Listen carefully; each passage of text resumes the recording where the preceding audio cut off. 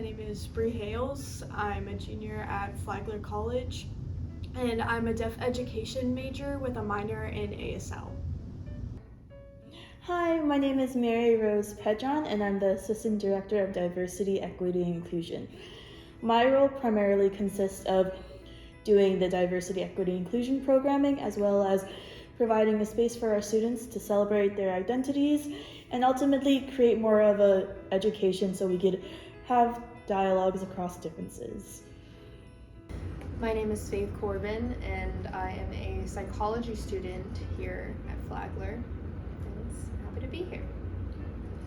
Hi, my name is Rachel Miltenberg. I'm 24 years old.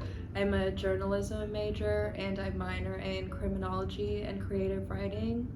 I am a 5th year senior. Hello, my name is Peter Mankin. I am a sophomore at Flagler College and am majoring in graphic design and have a minor in public history. I would definitely say so, and that's because mental health is often something that you can't see. So oftentimes when we're hurting, for example, a physical pain, people say, you could put a cast on it, you can go to the doctors, people will give you more of a leeway because they could see if you're physically hurt. But when we're hurting emotionally and when we're hurting through a mental crisis, not a lot of people see that. And oftentimes when we're talking about strength, there's a stigma behind mental health and depression and anxiety. So it really is hard to overcome that in terms of feeling the sense of proving that you are hurting through a mental health crisis. I personally don't think so, especially in more recent years. I know, however, like growing up, probably around my junior year is where I saw the switch in the focus. So before my junior year, absolutely, but after that, I think there's been more of an emphasis on it. I don't know if I really have the answers to that question. I do believe that mental health is a lot more awareness is being brought to mental health and the state of mental health in individuals, especially here in the United States. But I still believe that there is a lot of shame and stigmatism, there's a stigma around talking about mental health. I mean, I'm studying psychology and I'm kind of in the realm of psychology, so for me, mental health and talking about mental health is really normal, but I feel that in other fields and in other areas, especially for men too, there's a big difference, but there can be a lot of shame in sharing with anyone about maybe any issues going on psychologically. Yes, because individuals ignore the issue of their mental health, others' mental health, and how others deal with their mental health or others' mental health. And we see, as if I'm inferencing, we are seeing mental health issues rising in today's population.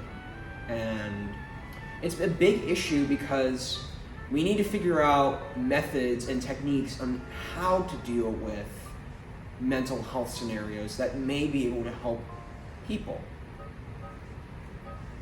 I think that mental health is very neglected and often looked down upon when people are struggling, and I think it really needs to be more brought into the main domain of things that we talk about that are normal.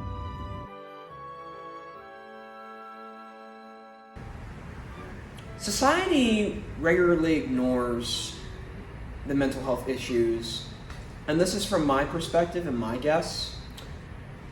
They often view mental health issues as maybe inappropriate to talk about because there is, in many ways, depending on the issue that an individual may deal with, there is sensitive information, there is information that may not be appropriate to talk about with other people, and this is just a general thing that occurs, but I think it's because people are afraid to admit that they have issues, whether it's internally, whether it's externally through the physical body gestures that they explain. And I believe it's a big issue that people don't recognize. Yeah, so I believe a lot of society has created a negative stigma against mental health illness. So those who experience mental health crises or go through mental health illnesses are weak. There are not appropriate members of society. And that's a very unfortunate circumstance because everyone goes through a range of emotions every single day, right? We go through the happiness, we go through sadness, we go through anxiety. I think it's really important for us as a society to normalize feeling and being part of that human experience. I think it's a half and half split. It depends on who you ask. There's people who definitely don't believe any aspect of it as real. They see it as like people just being dramatic or overreactive. And then there's that other section of society that believes there is mental illness and there's many different forms of it. Obviously, we have the diagnosable ones. We have the ones that are more self-diagnosed but are still legitimate. And then I do believe there's like a bit of society that's like somewhere in between. So it's kind of a mixed board. I think it's very split up. I know that a lot of people take mental health and mental illness very seriously and are very supportive and kind to those around them. And I know that a lot of people can be pretty patronizing and judge that, but deep down that is also coming from a place of insecurity. So everyone struggles with it and everyone's in pain. Everybody also has different ways of dealing with things.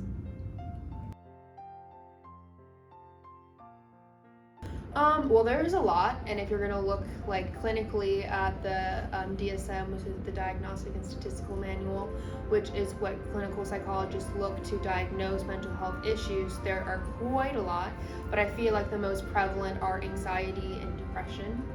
And I feel that there's a lot of fear that permeates throughout our culture, and I think that a lot of it has to do with media and with kind of this way of constructing society that's all about instant gratification and dopamine, because with like our media and everything that's just flashing at us, all this noise, fast food, and all of these different kind of societal norms that are in place are kind of taking all of our dopamine, and this could be a reason why we are prone to a lot of anxiety and we're not really health focused here in this society. So I would say that depression and anxiety are very common themes in individuals, especially in the United States. I really just speak for the United States here.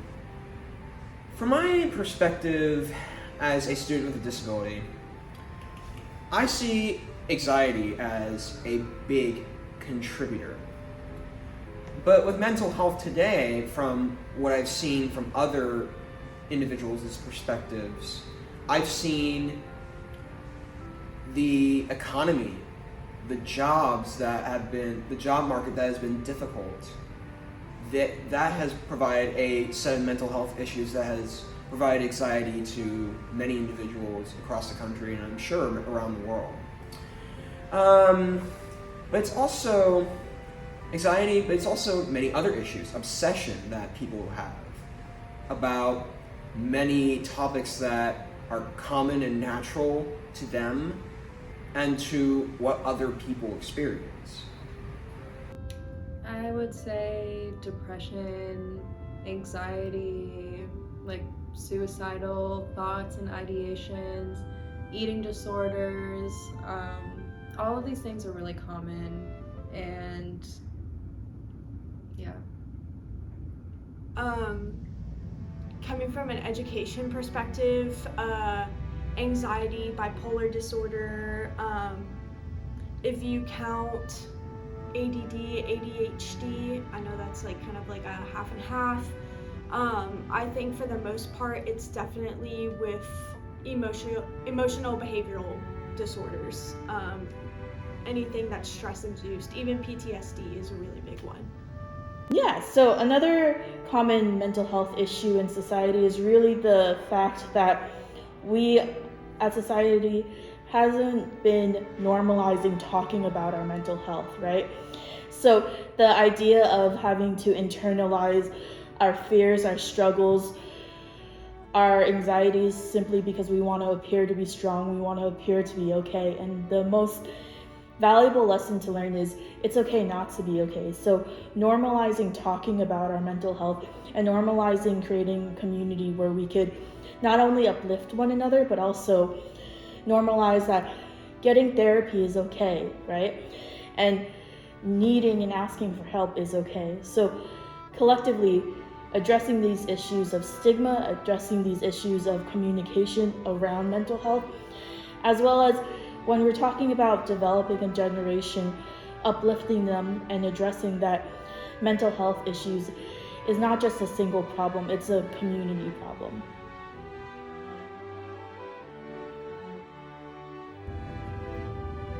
I think definitely, for me at least, that since the coronavirus, I have become really obsessed and dependent on technology, while simultaneously being really hard to reach and contact. And I think that has had a really negative effect on my mental health, because I can remember times where I wasn't as connected to technology and I was still depressed, but I was able to find more productive and healthy ways to deal with it than kind of just isolating and staying on my phone or computer. Because individuals like to keep things to themselves. I had read an article on sensation and perception, and one theory of perception is people like to keep things to themselves because what they could contain is information that is not appropriate to say to the public or anyone in general, because they may be afraid to say it. They may be afraid to say it. They may be afraid to talk about it with someone that is trustworthy, because they may be afraid it may get them in trouble. Don't know, but that's my guess. Well, I don't think that mental health is much worse. I feel like it's different. I just feel like now there's a discourse around it. While as before, no one talked about this ever. And there was so much shame about talking about the unwellness of the mind. And now there is a conversation happening, and that's really beautiful. Of course, there's like the field of psychology, and now people are dedicating their lives to understanding this, and you have like counselors, and I think that we're a lot more open now, especially our generation. We're a lot more open about talking about mental health. So I don't think that it is worse. I just think that it is different, and we're faced with a whole different set of issues and parameters that are causing our mental distress. I definitely think there are factors that contribute towards the prevalence of mental health in society. So there are societal expectations, right? So each generation faces a certain sense of pressure when we talk about systemic issues. So for example, a lot of generations today are feeling the pressure for success, right? And that leads to the ideas of capitalism. So I have to make this amount of money to be successful. I have to work so hard to get to where I'm going. And I think another root cause of it is the comparison in society, the feeling that with social media, there's this instant gratification of, well, I see that this person is having fun. I see that this person has so much wealth and success. I see all of this and I realize I don't have it. So I think through the lens of a curated sense of media, a lot of people find themselves comparing to what they have or don't have rather than celebrating what they do have. So it's really easy to fall into this mental state of, I don't have enough, I am not enough, I won't be enough. And that feeling of enoughness, I think it really contributes to why we as a society have escalated the idea that there's more depression and anxiety, or there's more sense of emptiness. And that really falls back into questioning what we as a society value versus what is the actual reality of what is curated versus what is truth. I think it's much worse today because it's so popularized. I don't know if that's the word, but it's become much more popular because of that focus, especially on social media. And I think, especially because of social media, it's gotten a lot worse. Just because as people are vocalizing it more and seeing others vocalize it, it's just kind of become a heightened response. I believe society ignores mental health because, again, when we're talking about the prevalence of mental health, it's really hard to see how various people experience sadness or depression or anxiety or all other experiences of the mental health spectrum. So when we talk about when we're hurting, oftentimes there's the question of, are you actually going through this? Because people can't see people experiencing mental health the way that they could see if someone has broken bones or another physical injury, right?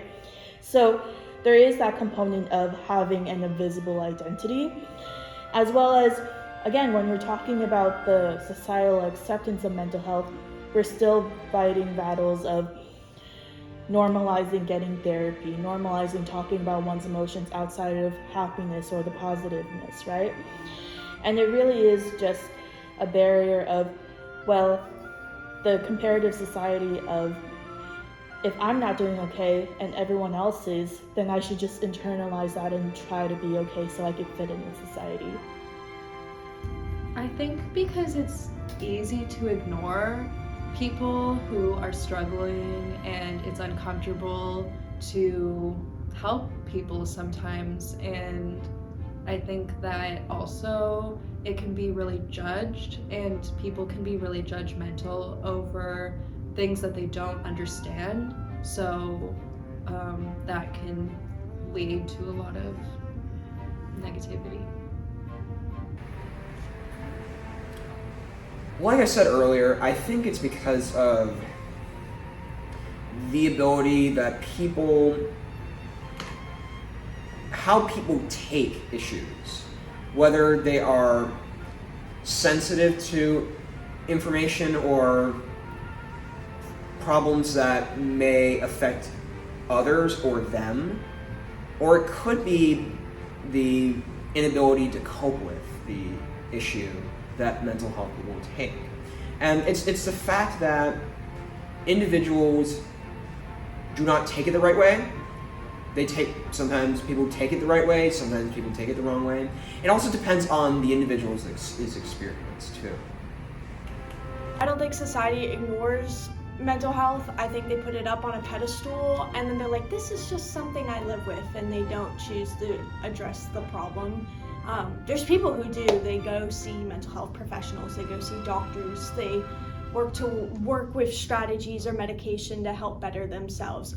But it's definitely just they use it as like a social card or a social status to be more eyes on me mentality, if that makes sense.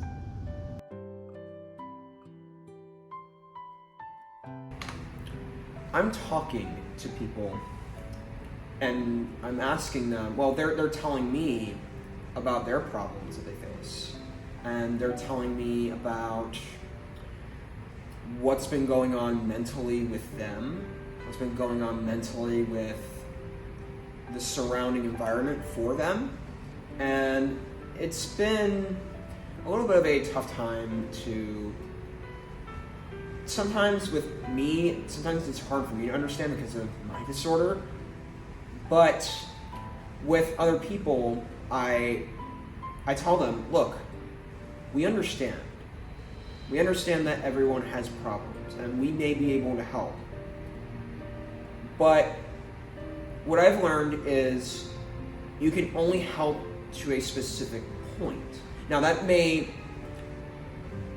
be an ethical thing to say or an unethical thing to say, but there's a reason why I say that, because there may be individuals that want help to a specific point, but at the same time, they may feel uncomfortable finding help.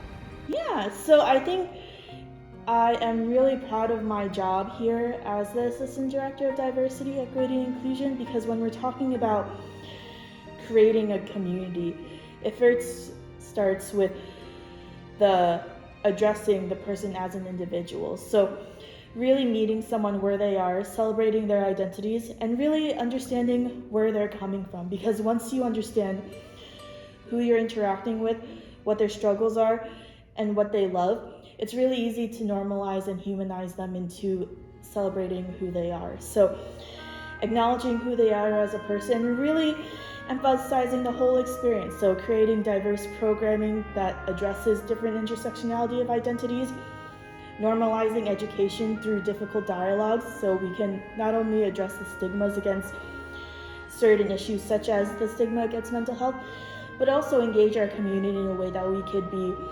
accountable for our actions through education, and ultimately really adhere to our core values of a respectful and inclusive community so we can normalize celebrating each other when we are at our highest high and at our lowest low. So with my degree, after I finish it, I'm actually going through a trauma-informed certification. So pretty much any kid I teach, I'm able to recognize any sort of mental health or behavioral issues and be able to make a judgment. In the end, it's not my call, but I do want to be trained in that so I'm able to help my kids however I can. Obviously, I am in the ESE, so I do have to go through those extra trainings when it comes to mental health and how to work with those. And then just in general, I started a branch of Love Letters Mailbox, and what that is, it's a place for people to just write their feelings and get that out. So like, I know a lot of people, including myself, aren't comfortable with therapy.